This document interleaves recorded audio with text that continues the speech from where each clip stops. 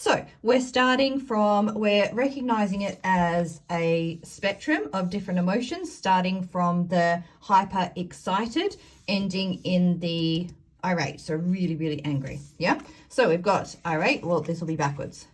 Upset, angry, mischievous. I have said that wrong my whole life until I did the spell check on this. Mischievous is the correct way to say that. Silly, proud, happy, calm, embarrassed, sad, lethargic.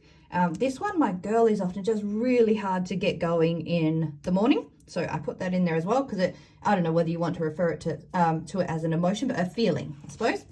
Confused, anxious, scared, surprised, and excited. So they're the flashcards. That's one pack. This is an emotional check-in chart. So I am feeling. Let me find a marker. There's one there. So right now I am calm and happy. Whoops.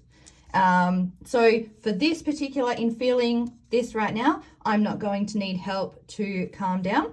So I don't need to ask. This is obviously not for me. This is for your kids and just modeling how you're feeling, how they're feeling, what we can do to fix that right now, what we could do differently to stop that escalation, particularly if they're at the out of control ends here, or even in the middle where they're quite flat and need help getting regulated again. Yeah.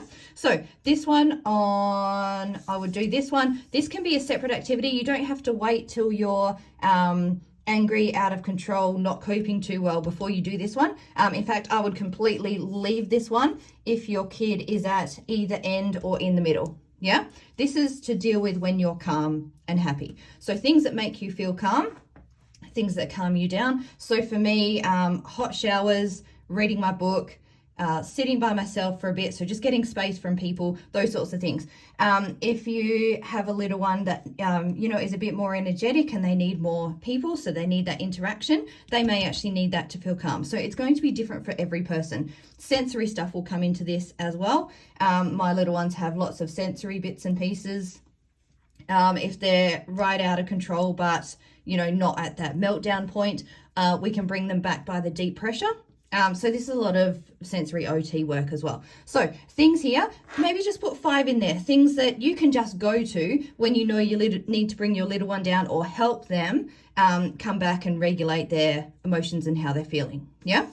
This one is more of a reflection, and now you can write, draw pictures, however you want to do it, or just discuss it. This one is what I can do next time. So recognizing the events that brought them up to that point where they weren't coping anymore. Yeah. And things that you could do next time when, say, I'm not feeling okay, I'm not coping well, I'm going to remove myself from the situation and go read a book for 5 minutes, or cuddle the cats for 5 minutes, or one of these things. Yeah. Does that make sense? So we're recognizing the emotion of where we're at right now. Now, mine sometimes, they've slowly learned over the years to self-regulate, but there's just some points, some days, some things going on in life that they need help. So this here, they can just point to it, tick it, whichever, or tell you verbally. Sometimes your kids are at the point where, there's just too much going on. They've escalated too much. That verbal is just completely out the window. So they can point to these as well. And yes, if they need help, and then you would go to some of these strategies. I hope that makes sense. I hope this is something that you can use. Go ahead as well and cut bits out, and if you're not going to use it all at the same time, or you could use it as a reference, I suppose. So this is something that I would have probably in a main area of the house, so it's easy to access. I would keep this bit with it as well. Actually, no, mine are older, so they probably wouldn't use this. But feel free to cut it up and use it as you need to and as it will work in your house. Does that